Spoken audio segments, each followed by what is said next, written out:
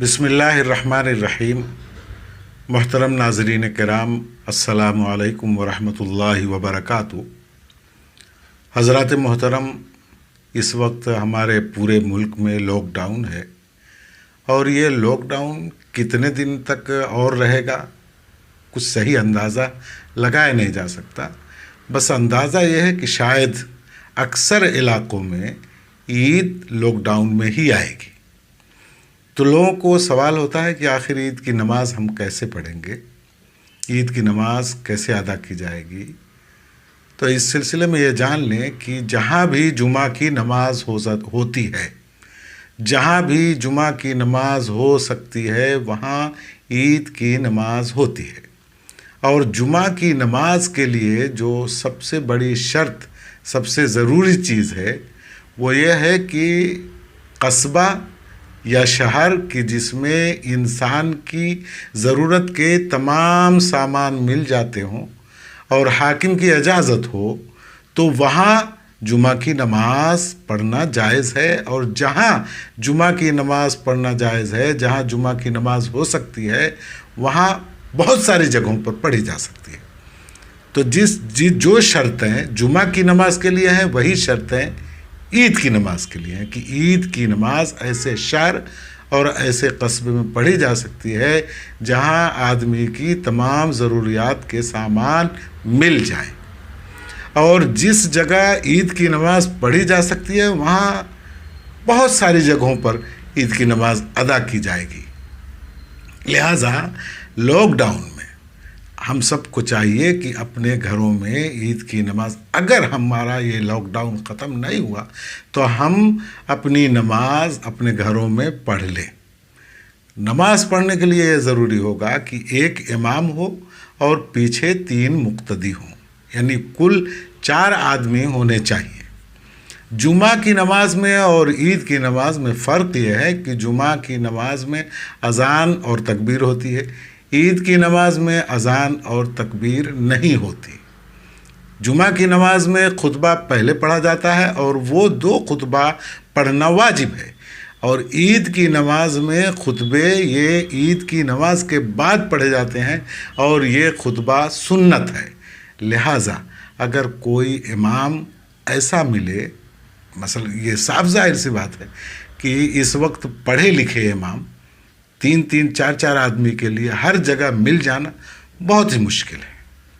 इसलिए ईद की नमाज़ के मौके पर ये ख्याल रहे कि हम ईद की नमाज़ तो पढ़ लें, लेकिन अगर इमाम ऐसा है कि वो खुतबा नहीं पढ़ पाएगा, तो चूँकि ईद की नमाज़ के बाद जो खुतबा पढ़ा जाता है वो सुन्नत का खुतबा है,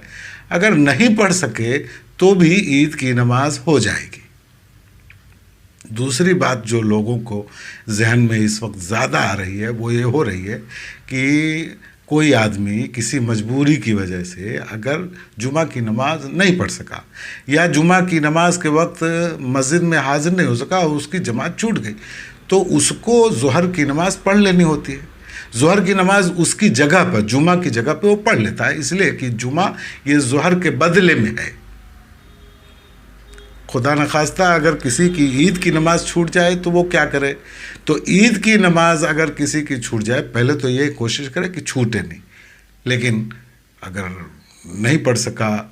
कोई अच्छा इमाम नहीं मिल सका जो नमाज़ पढ़ा सके, या जो 4 आदमी की ज़रूरत है वो 4 आदमी मौजूद नहीं, 3 ही हैं, 2 ही हैं, तो 3-2 में नमाज ईद की नहीं हो पाएगी। तो ऐसे लोग क्या करें? तो ऐसे लोग चाश्त की नमाज़ पढ़ लें,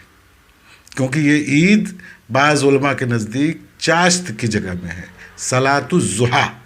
4 रकात एक सलाम से पढ़े और एक सलाम से पढ़ करके 4 रकात अल्लाह तबारक व तआला से दुआ करे और अल्लाह तबारक व तआला का शुक्र अदा करे कि अल्लाह तूने रमज़ान हमारा अच्छी तरह से गुजार दिया और इसमें नेक अमाल की हमको तौफीक दी, जो कुछ हमने टूटे फूटे काम किया अल्लाह उसको कबूल फरमा। तो जिन लोगों की नमाज ईद की छूट जाए वो लोग चाश्त की नमाज़ पढ़ लें। ईद की नमाज़ पढ़ने का तरीक़ा ये है कि नियत करे कि नियत करता हूँ 2 रकात नमाज ईद उल फित्र वाजिब 6 زائد تکبیروں کے ساتھ منہ میرا کعبہ شریف کی طرف واسطے اللہ کے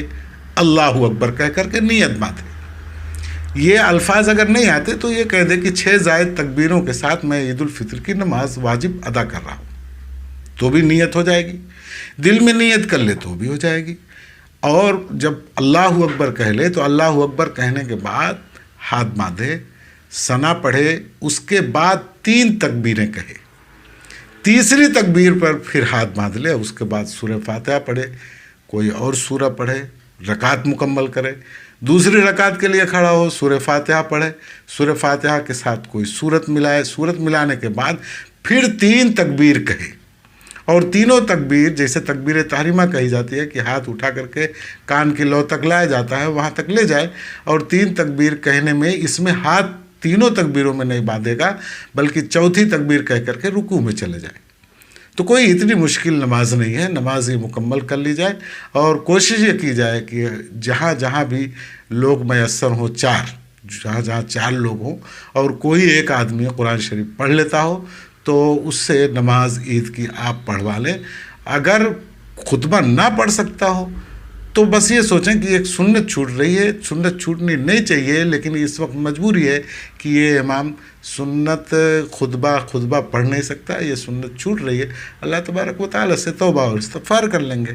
تو اس طرح سے ہم کو اپنی عید کی نماز پڑھ لینی ہوگی اگر یہ لاک ڈاؤن ختم نہیں ہوا۔ دوسری یہ اپیل ہے، علماء اپیل کر رہے ہیں کہ دیکھیے یہ عید کا جو موقع ہے، اس وقت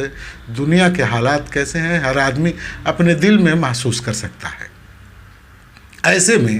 عید کی خریداری وغیرہ زیادہ نہ کریں، بلکہ سنت اس وقت یہی ہوگی کہ آپ اپنے کپڑوں میں دیکھیں کہ کون سا کپڑا بڑھیا ہے، اچھا ہے، وہ کپڑا پہنیں۔ صبح کے وقت جلدی اٹھیں، فجر کی نماز پڑھیں، غسل کریں، غسل کرنے کے بعد مسواک کریں، مسواک کر کے اچھا کپڑا پہن کر کے اس میں خوشبو لگائیں، خوشبو لگا کر کے اگر عیدگاہ جانا آپ کا میسر ہو جائے تو دھیرے دھیرے اللہ اکبر لا الہ الا اللہ اللہ اکبر واللہ اکبر وللہ الحمد، یہ عید الفطر میں دھیرے دھیرے عیدگاہ تک پڑھتے جانا چاہیے۔ اگر عیدگاہ میں نہیں جانا ہے تو گھر میں ہی دھیرے دھیرے پڑھیں، اور عید کی نماز پڑھنے سے پہلے کوئی میٹھی چیز کھا لیں۔ یہ سنتیں ہیں، یہ تمام سنتیں ہم ادا کرتے جائیں، اور بھلے ہی ہم گھر میں نماز پڑھیں لیکن سنتوں کا اہتمام اور تمام چیزوں کا اہتمام اگر ہم کریں گے تو انشاءاللہ اللہ تبارک و تعالی ہم کو عید کی نماز کا وہی ثواب عطا کرے گا کہ جو ہم عید کی نماز عیدگاہ میں پڑھتے ہیں۔ دعا کیجیے اللہ تبارک و تعالی اس بلا سے، اس مصیبت سے، جو اس طرح کی بلا ہے کہ ہم عید کی نماز عیدگاہ میں نہیں جا سکتے، مسجد میں نہیں جا سکتے، اللہ تبارک و تعالی اس وبا سے ہم سب کو محفوظ فرمائے، پوری دنیا کو محفوظ فرمائے، اور جلد از جلد اس وبا کو مٹا دے۔ السلام علیکم ورحمۃ اللہ وبرکاتہ۔